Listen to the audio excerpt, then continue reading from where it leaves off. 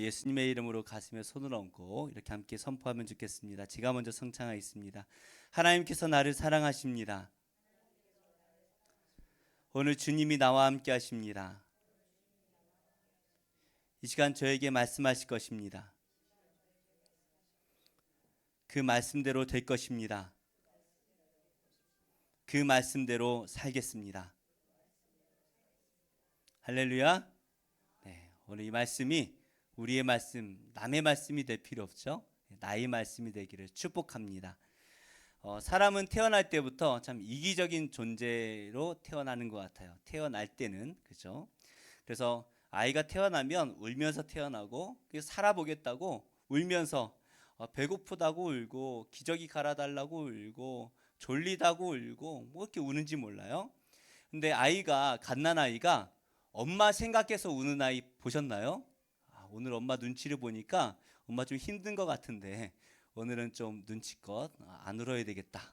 이런 아이가 있어요? 없죠, 그죠? 아이는 태어나면 어쩔 수 없이 살기 위해 이기적인 존재가 될 수밖에 없는 것 같아요. 하지만 이제 이 아이가 점점 살아가면서 시간이 들면 철이 든다라고 말을 하죠. 철이 든다라는 것은 이제 나 중심의 삶을 살아가는 것이 아니라 남을 배려하며 살아가는, 배려할 줄 아는 사람으로 자라간다라는 것입니다. 그래서 아이들이 가정 환경에 따라 좀 일찍 철이 들기도 하고 또 어떤 경우는 좀 늦게 철이 드는 경우도 있는 것 같아요.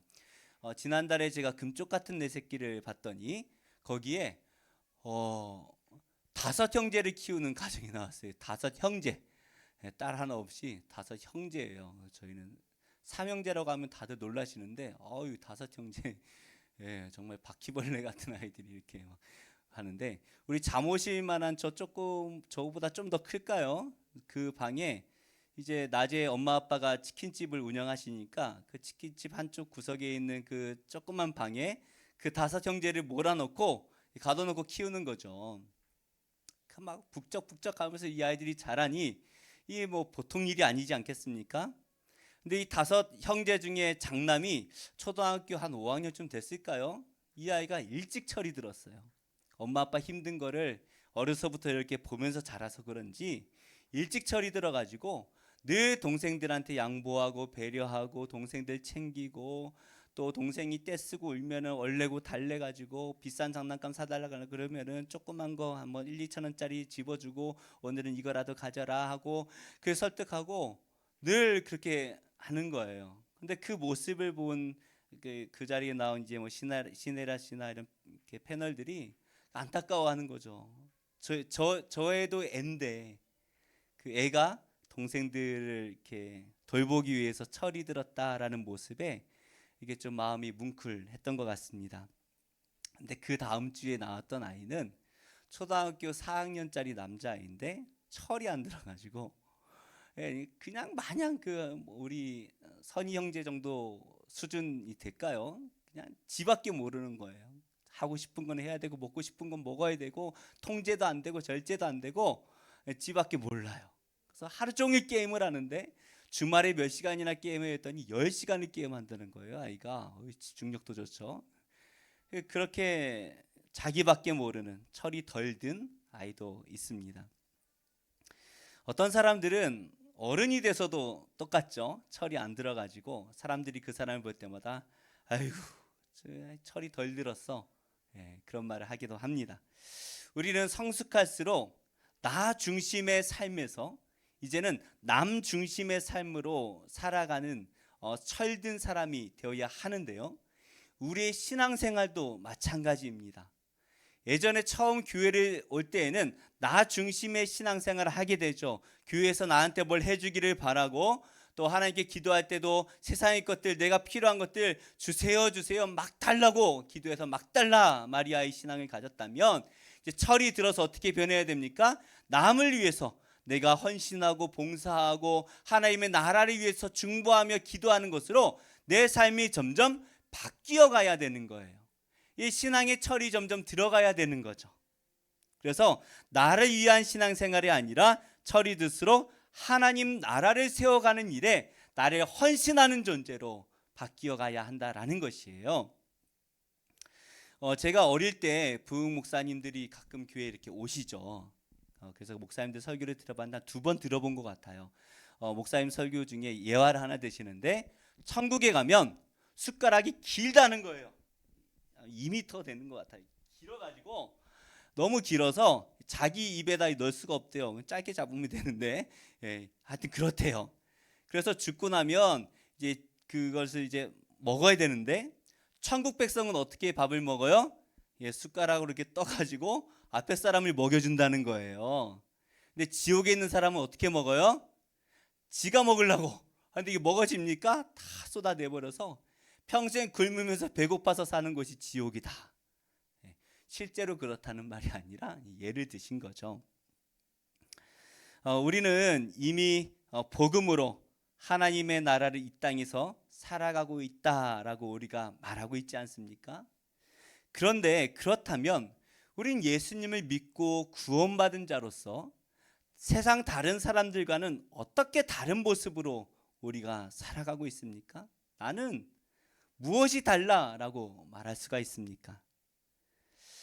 오늘 이 예수님의 말씀이 우리에게 적용이 되어서 이제는 나를 위한 나 중심의 이기적인 삶을 살아가는 것이 아니라 이제는 하나님의 나라를 위해서 살아가는, 하나님의 나라를 헌신하고 하나님의 나라를 위해서 썩어 없어지는 우리가 되기를 예수님의 이름으로 축복합니다. 예, 목사님 그게 무슨 축복이에요? 라고 말씀하실지 모르지만 축복인 줄 믿으시기를 바랍니다. 오늘 우리가 마가복음 9장의 말씀을 계속해서 묵상을 하고 있는데요. 이 마가복음 9장의 시작은 예수님께서 3명의 제자들을 데리고 변화산으로 가셨던 말씀으로 시작이 되셨죠. 예수님께서 기도를 하시는 가운데 변화되신 모습들을 이 3명의 제자들이 보았고 예수님께서 남에게 어느 누구에게도 말하지 말라 경고하십니다. 그리고 산에서 내려오셨는데 처음 맞닥뜨린 상황이 뭐예요? 제자들이 귀신 들린 어린아이 하나를 고치지 못해서 서기관들과 또 그 아버지와 함께 논쟁하고 있는 것을 예수님이 보신 거예요. 뭐 때문에 너희가 싸우고 있느냐 말씀을 하셨죠. 그래서 이제 그 아이의 아버지가 제가 귀신 들린 제 아들을 데리고 왔는데 고치지 못했습니다 라고 말했습니다. 그리고 예수님께서 이제 2번째로 자신이 죽고 사흘 만에 다시 살아나야 한다라는 말씀을 지난주에 우리가 묵상을 했고 예수님께서 내가 죽어야 된다 그리고 사흘 만에 다시 살아나야 된다라는 것을 말씀하시고 집으로 가시는 도중에 제자들이 뭐에 대해서 논쟁을 합니까? 누가 큰 자인가? 네가 크냐 내가 크냐? 이거 가지고 논쟁을 벌였다는 거예요. 지금 예수님은 내가 죽었다가 사흘 만에 다시 살아나야 된다라는 건 너무나 중요한 말씀이잖아요. 너무나 아픈 소식이잖아요. 이 말씀을 전하고 계신데 제자들은 지금 무엇 때문에 논쟁하고 있다고요? 누가 큰 자인가? 싸우고 있는 거예요. 이 12명의 제자 가운데 누가 큰 자인가 논쟁을 하고 있을 때 그 중심에, 이 논쟁의 중심에 있던 사람들이 누구일까요? 우리 한번 상상력을 이제 발휘해서 한번 생각을 해보면 이제 베드로가 제일 앞에 서지 않았을까요? 그래도 내가 수제자인데 야 너희들 물 위를 걸어봤어? 내가 비록 다시 빠지긴 했지만 그래도 몇 걸음은 걸었어. 그죠? 내가 누구야? 내가 수제자야 라고 말하지 않았을까요? 그리고 야고보와 요한도 질세라 우리가 함께 늘 예수님이 우리 3명 챙기잖아. 우리도 만만치 않아. 특별히 이 사도 요한은 예수님 나 특별히 사랑하시는 거 몰라? 사랑받는 자야 내가. 그렇게 말했을지도 모르겠어요. 그래서 이 사도 요한은 누가 큰 자인가라는 이 논쟁의 중심에 있었을 것이 분명합니다. 그런데 이 요한이 예수님께서 이 논쟁 가운데 예수님께서 낮아지라 말씀하시는 이때에 예수님께 한 가지를 말을 하고 있죠. 우리 38절 말씀 한번 같이 읽어볼까요? 38절 시작. 요한이 예수께 여짜오되 선생님 우리를 따르지 않는 어떤 자가 주의 이름으로 귀신을 내쫓는 것을 우리가 보고 우리를 따르지 아니함으로 금하였나이다. 우리는 이 예수님의 제자 하면은 12명을 먼저 생각을 하죠. 우리 단희 형제님 예수님 제자 몇 명이에요? 12명이에요. 우리 예수님 제자 하면 12명 생각을 해요. 맞아요. 그런데 나중에 보면 이 12명을 제외하고도 예수님을 따르던 70명의 제자가 나와서 예수님께서 70명의 제자를 파송하시는 장면도 나와요. 그리고 나중에 예수님께서 승천하신 다음에 마가의 다락방에 몇 명이 있었습니까? 잘 몰라요, 그죠? 120명이 마가의 다락방에서 모여서 기도하고 있었어요. 그러니까 예수님을 따르는 자가 이 12명을 제외하고도 좀 많이 있었다라는 것을 우리가 알 수가 있는 거죠.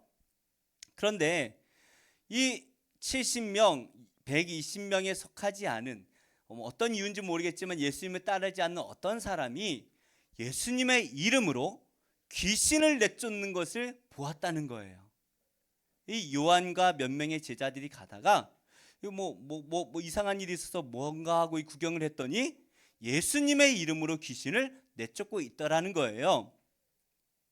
그래서 이 요한이 그것을 하지 못하도록 금지시켰습니다라는 것을 이제 예수님께 보고하고 있는 것이죠. 사도행전 19장 말씀에 보면 바울이 에베소라는 곳에서 복음을 증거할 때에 참 재미있는 일 하나 있어요. 우리 사도행전 19장 13절 말씀 우리 한번 같이 읽어보겠습니다. 시작. 이에 돌아다니며 마술하는 어떤 유대인들이 시험 삼아 악기 들린 자들에게 주 예수의 이름을 불러 말하되 내가 바울이 전하는 예수를 의지하여 너에게 명하노라 하더라. 바울이 다니면서 예수님의 이름으로 기도했더니 귀신들이 내쫓기는 것을 이 마술사가 보았고 제사장의 7 아들들이 보았어요. 그래서 이 마술사가 이 귀신 들린 유대인을 한 명 데려다가 시험을 합니다. 시험을 하는 거예요. 정말 예수의 이름으로 하면 고쳐질까? 하고 한번 시험을 해본 거예요. 그곳에는 제사장의 7 아들도 함께 있었다라고 해요. 그래서 뭐라고 말합니까? 바울이 전하는 예수의 이름으로 명하노니 물러가라! 이렇게 말했겠죠. 그랬더니 귀신이 어떻게 반응합니까? 우리 사도행전 19장 15절 16절 한번 같이 읽어보겠습니다. 없나요? 다음 거 함께 읽겠습니다. 시작. 악기가 대답하여 이르되 내가 예수도 알고 바울도 알거니와 너희는 누구냐 하며 악기 들린 사람이 그들에게 뛰어올라 눌러 이기니 그들이 상하여 벗은 몸으로 그 집에서 도망하는지라. 이 귀신이 뭐라고 대답을 해요? 내가 예수도 알고 바울도 아는데 도대체 넌 누구냐? 이렇게 말하는 거예요. 그러니까 믿음으로 예수님의 이름을 선포한 것이 아니라 어떻게 했다고요? 시험하여서 예수의 이름으로 하면 뭐 되나? 하고 마치 수리수리 마수리 하는 것처럼 예수 이름으로 명하노니 이렇게 말을 하는 거예요. 그런데 이 마술사와 7 제사장의 아들은 실패를 했는데 왜 예수님을 따르지 않던 이 사람이 예수님의 이름으로 귀신을 내쫓을 수가 있었을까요? 지금 요한이 말하고 있는 예수님을 따르지 않는 이 사람은 어떻게 예수님의 이름으로 귀신을 쫓아낼 수가 있는 것입니까? 예수님께서는 그 귀신을 내쫓지 못하는 제자들을 향해서 뭐라고 말씀하세요? 기도 외에는, 그죠? 기도 외에는 이런 능력이 나갈 수가 없다라고 말씀하셨습니다. 그렇다면 이 사람은 예수님을 믿고 믿음으로 기도했다라는 것이죠. 예수님을 믿고 믿음으로 기도했다라는 거예요.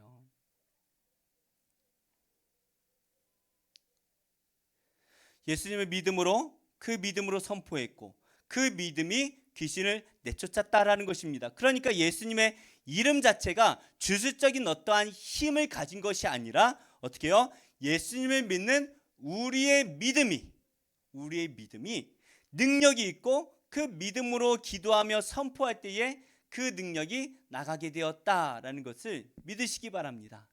그래서 우리가 기도할 때는 그냥 주문 외우듯이 기도하면 안 되는 거예요. 믿음으로 하나님 믿습니다. 예수님 믿습니다. 라고 기도해야 되는 것이죠.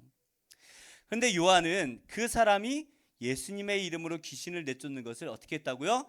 금하였습니다. 라고 보고하고 있는 거죠. 아마도 오늘 말씀에는 생략되어 있지만 이런 기대를 했을 것 같아요.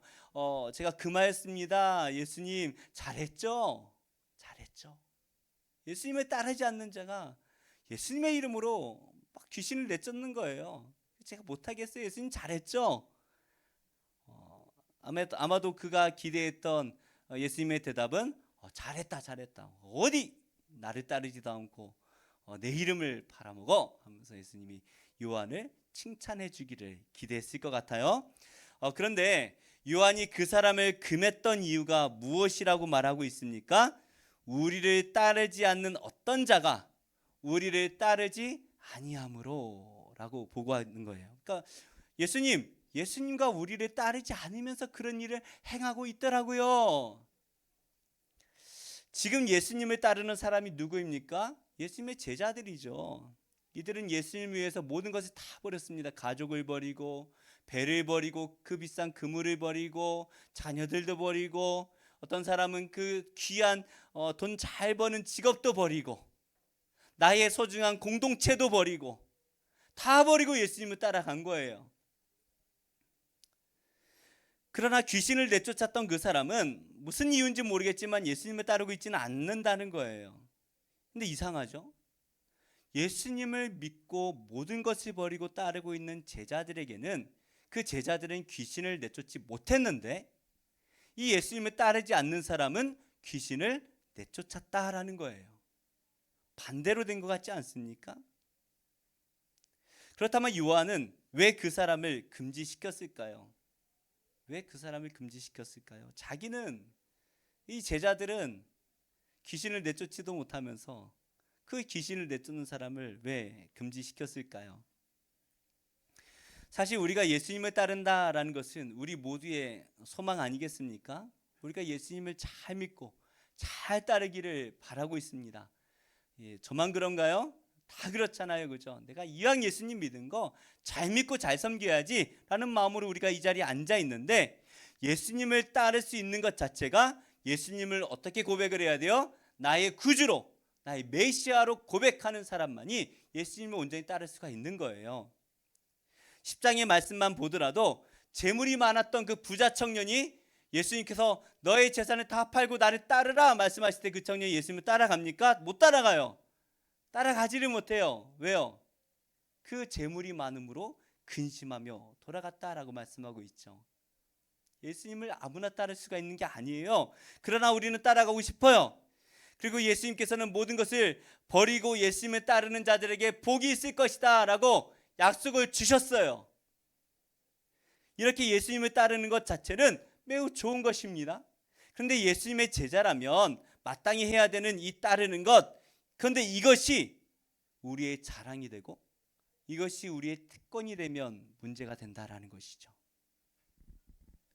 귀신을 내쫓지 못하는, 아무런 삶의 능력도 나타나지 못하는 사람들이면서 그냥 내가 예수님을 믿고 따른다는 이유로 내가 뭐 대단한 사람이 된 것처럼 특권을 가진 것처럼 생각하며 살아간다면 그것은 잘못된 것이죠.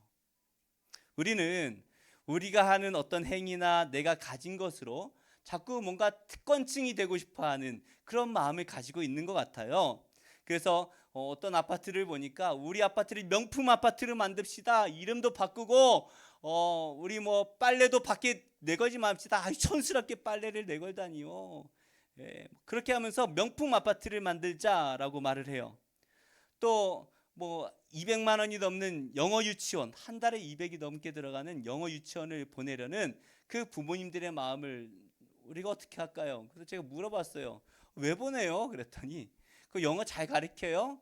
영어를 잘 가르쳐서가 아니라 거기 200만 원 넘게 매달 쓸 수 있는 사람이면 뭐 의사, 변호사, 뭐 부자들이잖아요. 그러니까 그런 커뮤니티 속에 속하기 위해서 이 아이를 보낸다는 거예요. 그래서 명품 유치원, 명품 초등학교 보내고 명품 중학교, 고등학교, 대학교까지. 그래서 졸업하고도 우리만의 커뮤니티에 들어가고 싶어하는 그 마음으로 유치원에 보낸다라는 것이죠. 우리는 자꾸 엘리트 집단에 높아지고 싶은 마음이 듭니다. 그거 좋아해요. 바리새인들은 자신들의 율법의 그 규례를 알고 가르치고 지키는 것을 통해서 우린 저 사람들과 달라, 율법을 행하지 않는 그냥 평민들과 우리는 다른 사람이야 라는 특권 의식을 가지고 살았던 사람이에요. 그리고 서기관들은 어떻습니까? 우리는 하나님의 말씀을 기록하고 간수하고 가르치는 이런 특권을 가진 자들이야 라는 마음으로 서기관들이 살아가는 거예요. 사두개인들은 어때요? 우리는 특별히 선택받은 하나님의 제사장들이야. 특별한 혈통을 가지고 있어. 우리는 귀족이야. 너희 천민들과 달라라는 마음으로 살아가는 거예요. 이들 모두 하나님을 위해 일하는 사람 아닙니까? 이들이 가진 것들이 나쁜 게 뭐가 있어요? 다 좋은 거잖아요. 율법 좋은 겁니다. 하나님 말씀 좋은 거예요. 그리고 제사 예배 드리는 것 얼마나 귀한 거입니까? 너무 좋은 것인데 이것을 손에 꽉 쥐고 우리가 이것을 가지고 특권층이 되자, 우리가 높은 자가 되자라고 말하는 거예요. 결국에 뭡니까? 하나님 나라를 위해, 하나님을 위한 것이라고 말하지만 하나님을 위한 것이 아니라 나를 높이는데 하나님의 것을 이용하고 있는 것이죠. 지금도 많은 교회가, 많은 목회자들이 가장 큰 교단을 만들기 위해 노력을 하고 있고, 또 큰 교회들만 모이는 커뮤니티를 만들어서 우리는 달라, 우린 메가처치야, 우린 달라. 그리고 좀 실력 있는 사람들을 내 손아귀에 넣고자 하는 그런 분들도 있습니다. 그리고 좀 좋은 의도로 시작을 했지만 나중에 이것이 또 정치적인 우리만의 어떤 권력으로 또 삼으려는 그런 모임들도 있는 것 같아요. 근데 하나님께서는 그런 것들을 기뻐하지 않으시죠. 예수님께서 제자들을 부르신 것은 그런 특별한 어떠한 권력층을 만들려고 하시는 것이 아닙니다. 그러면 똑똑하고 부자, 실력 있고 권력 있는 사람을 부르시지 않았겠습니까? 왜 그저 성경을 잘 알지 못하는 이런 제자들을 부르셨겠어요? 예수님의 바람은 하나님 나라의 복음을 세우는 것이었습니다. 다른 게 아니에요. 제자들을 뛰어난 제자로 만들려는 게 아니에요. 그냥 하나님의 나라를 만드는 거예요. 그런데 이 제자들, 예수님을 따르고 있는 이 제자들의 마음을, 속마음을 들여다보면 뭐예요? 하나님의 나라를 세우는 것, 거기에 관심이 있는 것이 아니라 뭐예요? 예수님이 예루살렘에서 왕이 되시면 우리가 예수님의 12제자 안에 있으니까, 70명의 제자 안에 있으니까 우리가 뭐라도 한 자리 차지하지 않겠느냐. 누가 높은 자가 될 것이냐, 누가 좌의정이 되고 누가 우의정이 될 것이냐, 이거 가지고 싸우고 있는 것이죠. 결국에 예수님, 하나님 나라에 관심 있는 게 아니라 예수의 제자 집단에 들어가서 자기의 왕국을 세우려고 하는 것이죠. 우리도 하나님께서 하나님 나라를 세우기 위해 우리를 부르시고 여러 곳에 우리를 세우십니다. 그래서 우리에게 가정을 주셨죠, 직장을 주셨죠, 또 우리의 교회를 주시고 또 많은 모임들을 주십니다. 우리가 이곳에서 하나님 나라를 세워나가야 되는데, 가정에서 내가 인정받으려고 하고 내가 힘을 가지려고 하면 그것이 하나님 나라가 되겠습니까? 될 수가 없죠. 내가 직장에서 나 혼자 높아지고 남들을 다 부수어뜨리고 내가 높아지고 남들을 군림하는 자리에 서려고 할 때에 그 직장이 하나님 나라가 될 수가 있겠어요? 그럴 수 없습니다. 심지어 교회에서도 내가 인정받아서 야, 저 사람 없으면 안 돼, 야, 이 일은 저 사람이니까 했어 라는 그런 인정을 받으려는 마음이 있다면 그것이 하나님 나라가 되겠어요? 네가 옳으니 내가 옳으니 서로 싸우고 있다면 하나님 나라입니까? 그렇지가 않죠. 그러나 나의 왕국이 아니라 우리는 하나님의 나라를 세워야 될 줄로 믿습니다. 그러기 위해서 우리가 할 일이 뭐예요? 나는 사라지고 예수가 남는 거예요. 우리의 가정에서 내가 사라져야 돼요. 우리 사라진다는 게 집을 나가라는 뜻이 아니에요. 교회를 떠나라는 뜻이 아니에요. 우리가 헌신을 하는데 아무도 모르게 피나는 헌신을 해야 된다라는 거예요. 나는 헌신을 하는데 나라는 존재는 보이지도 않는데 나중에 보면 그 자리에 뭐가 남아요? 예수가 남아야 된다라는 거예요. 예수가. 우리가 다음 주에 묵상하겠지만 오늘 말씀에 이어지는 이 예수님의 마지막 말씀은 마지막에 너희 속에 소금을 두고 서로 화목하라 말씀을 하십니다. 너희 안에 소금을 두어라. 아니, 우리가 마음속에 소금을 많이 먹으라는 겁니까? 너무 많이 먹으면 큰일 나요. 그죠? 소금은 어때요? 물에 들어가면 어떻게 됩니까? 녹아서 사라져요.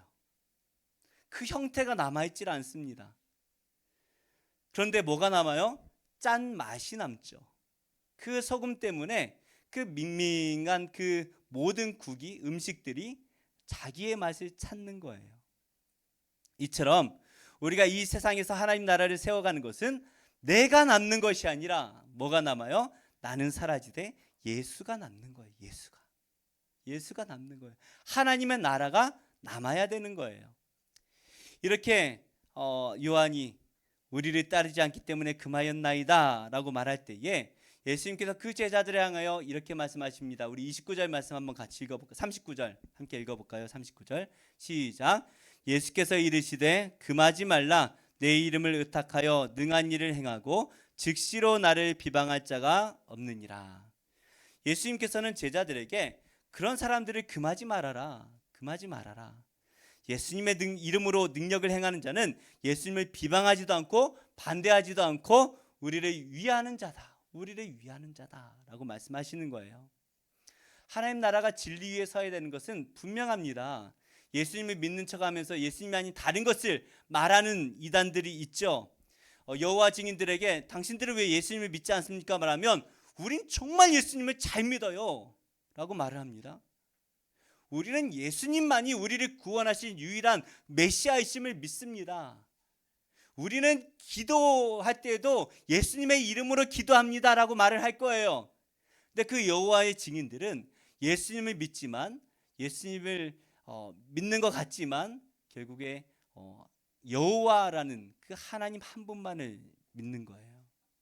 그래서 사도행전 말씀에 보면 누구든지 주의 이름을 부르는 자는 구원을 받으리라는 이 요엘서의 말씀을 그 주의 이름을 여호와라고 자기들이 바꿔놔요. 성경을 그게 바꿨어요. 글자를 바꿔놓고 예수가 아니라 여호와다. 왜냐하면 그 말씀 뒤에 보면 우리 하나님께서 예수를 주로 세우셨다라고 말씀하시거든요. 그럼 주가 누구예요? 예수님이시죠. 초등학생도 아는 거예요. 근데 이들은 바꿔놓는 거예요. 그래서 예수님 때문에 우리가 구원받죠. 그러나 예수님은 하나님이 아니세요 라고 말하는 거예요. 예수님을 믿지만 하나님으로 믿지 않는 거죠. 비슷한데 교묘하게 달라요. 신천지는 어떻습니까? 우리도 예수님을 믿고 예수님의 말씀을 다 믿습니다. 우리가 더 당신들보다 예수님의 말씀을 잘 알아요 라고 말하지만 그러나 예수님이 아닌 다른 누군가가 와서 이 비밀의 말씀, 진리의 말씀을 해석해 줘야 된다. 그가 누굽니까? 세례 요한으로 오신 이만희. 누구라고 부르는지요? 그죠? 총회장님이십니다라고 말은 하지만 그들에게는 하나님이시죠. 다 예수를 말하는 것 같지만 달라요. 그런데 우리가 한 가지 고백을 해야 됩니다. 주는 그리스도시요 살아계신 하나님의 아들이십니다. 예수님, 당신이면 충분합니다. 이 고백이 우리에게 나와야 되는 거예요. 이 분명한 믿음을 가지고 있는 복음을 가진 우리는 예수님을 반대하지 않는 자들은 우리가 거부해서는 안 된다라는 거예요. 그리스도의 사랑으로 그들을 품어줄 수가 있어야 된다라는 거예요. 우리가 교회 안에 온 자들에게는 바른 말씀을 가르쳐야 되죠. 그러나 우리를 반대하지 않는 자들은 교회로 들어올 수 있도록 우리가 그들을 사랑으로 품어줄 필요가 있다라는 거예요. 그래서 우리만의 왕국을 이 땅 가운데 교회 안에 세워나가는 것이 아니라 어떻게 해요? 예수 그리스도를 믿기만 하면, 우리를 반대하지만 않으면 누구나 천국에 들어와서 하나님 나라의 백성이 될 수 있도록 우리가 그들을 품어내야 한다라는 것입니다. 그래서 누구나 들어오게 하려면 어떻게 돼요? 우리가 누구나가 되어야 되죠. 우리가 누구나가 되어야 됩니다. 그래서 예수님께서 우리에게 뭐라고 말씀하신 거예요? 낮은 자가 되어야 된다라고 말씀하신 거예요. 낮은 자도 부담 없이 들어올 수 있는 곳이 이 교회가 되어야 한다라는 것이죠. 하나님 나라는 어느 누구의 것이 아닙니다. 하나님 나라 같더니 다 백인만 있나요? 그렇지 않을 거예요. 하나님 나라 같더니 다 흑인만 있습니까? 절대로 그렇지 않을 겁니다. 아마도 하나님 나라 가면 예수님만이 삼위 하나님 가운데 유일하게 육신을 가지고 계시죠. 그 예수님이 황인종일 가능성이 커요. 중동 지역, 그죠? 2000년 전에 중동 사람들은 황인종이었어요. 머리도 꼬불꼬불한 그런 황인종일 가능성이 커요. 그게 중요하겠습니까? 누구나 해요. 누구나. 부자나 가난한 자나 높은 자나 낮은 자나 전혀 차별이 없는 곳이 하나님 나라입니다. 그래서 예수님께서는 이 구원의 문제에 있어서는 누구든지라고 말씀하시는 거잖아요. 누구든지. 그래서 로마 시대에도 그랬고 우리 조선의 초대 교회도 그랬고 주인도 교회를 다니고 종도 교회를 다니는데 형제님, 자매님, 주인이 늦게 믿었으면 종에게 장로님 하고 불러주는, 그것이 하나님의 나라라는 거예요. 그래서 예수님께서는 누구든지 나를 따르지 않고 있는 그 사람일지라도 그가 내 이름을 믿고 나를 믿고 나를 메시아로 믿고 믿음으로 기도하여 귀신을 내쫓는다면 막지 말아라, 금하지 말라, 그는 우리를 위하는 것이다 라고 말씀하시는 거죠. 그러면서 41절 말씀으로 이어가시는데요, 우리 한번 같이 읽어볼까요? 41절 시작. 누구든지 너희가 그리스도에게 속한 자라 하여 물 한 그릇이라도 주면 내가 진실로 너에게 이르노니 그가 결코 상을 잃지 않으리라. 누구든지 그리스도의 사람이라고 해서, 누구든지 예수님의 자녀라고 해서 그 이름으로 물 한 그릇이라도 주는 자에게 상을 주실 것이다 라고 약속을 하시는 거예요. 물 한 그릇 대접하기 어렵습니까? 쉽습니까? 너무나 쉬워요. 아무리 가난한 집도 물 한 그릇 정도는 다 내어줄 수 있습니다. 하다못해 수돗물 마셔도 우리나라 지방 쪽에는 좀 그런 요즘 말이 많지만 그래도 수도권에 있는 물은 깨끗해요. 그냥 마셔도 괜찮아요. 그런데 누군가 우리 교회에 들어와서 허름한 옷을 입고 문을 빼꼼 열면서 물 한 잔만 주실 수 있을까요? 하는데 냄새도 나고 뭔가 행색이 이상해요. 그럴 때 우리가 이상하게 본다든지 인상을 쓰면서 저기 정수기 있잖아요, 마시든지 말든지 이렇게 말할 수도 있겠죠, 그죠? 그럴 수도 있어요. 하지만 너무 더워 보이고 힘들어 보이는 그 형제를 위해서 잠시만요 하고 큰 컵에다가 얼음을 담아서 시원한 물을 만들어서 그 사람에게 팡긋 웃으면서 많이 덥죠 하면서 그 물을 건네준다면 그 사람의 마음에 뭐가 남을까요? 물 시원했네, 이게 남을까요? 교회 왔더니 다르네, 교회가 다르네 라는 생각이 남을 것 같아요. 예수님을 위해 행한 아무것도 아닌 이 작은 일이 예수님께서 마지막에 어떻게 하시겠다고요? 기억하시겠다라고 말씀을 하십니다. 그리고 이 말씀은 37절 우리가 지난주에 묵상했던 말씀과 이어지죠. 함께 읽어볼까요? 시작. 누구든지 내 이름으로 이런 어린아이 하나를 영접하면 곧 나를 영접함이요, 누구든지 나를 영접하면 나를 영접함이 아니요 나를 보내신 이를 영접함이니라. 우린 누군가를 영접하는 것이 참 불편합니다. 누군가 집을 띵동하고 들어오면 벌써 옷부터 이제 다시 해야 되죠. 화장실 청소도 안 했는데 주방도 엉망인데 신경 쓸 게 한두 가지가 아니에요. 그런데 우리가 누군가를 영접하려면 그 사람보다 나를 낮춰야만 그 사람이 영접할 수가 있는 거예요. 그래서 예수님 뭐라고 말씀하세요? 어린아이 하나를 영접해라. 그 어린아이 하나를 영접하려면 그 어린아이보다 내가 더 낮아져야 됩니다. 우리가 지난주에 그 선교사님들 말씀을 드린 것처럼 내가 더 높은 위치에서 그들을 섬기는 것은 섬김이 아니죠. 그냥 베푸는 거죠. 그러나 내 스스로가 낮아져서 내 존재 자체를 낮추어서 그 사람을 섬기는 것, 그럴 때 역사가 나타난다라는 것입니다. 그래서 하나님 나라는 내가 낮아져야 됩니다. 근데 낮아지되 내 스스로 그냥 이만큼 낮아졌으면 됐지가 아니라 완전히 나를 낮춰야 되는 거예요. 심지어 낮아지되 얼마큼이요? 내가 사라질 때까지, 내 속이 썩어 문드러져서 사라질 때까지 우리를 낮춰야 됩니다. 그러나 그러지 않으면, 내가 남아있으면 하나님 나라가 세워질 수가 없는 거예요. 내가 남으려고 하면 거기엔 결코 하나님 나라가 설 수가 없습니다. 우리 하나님 예수님께서는 어떻게 하셨습니까? 하나님의 아들께서 인간의 몸을 입으시고 인간 땅 가운데서도 가장 낮고 낮은 아무도 관심 없는 베들레헴 마구간에 태어나셔서 아무도 관심을 갖지 않는 나사렛이라는 동네에서 몫으로 자라시지 않았습니까? 그 외모는 볼품이 없었다, 흠모할 것이 하나도 없다.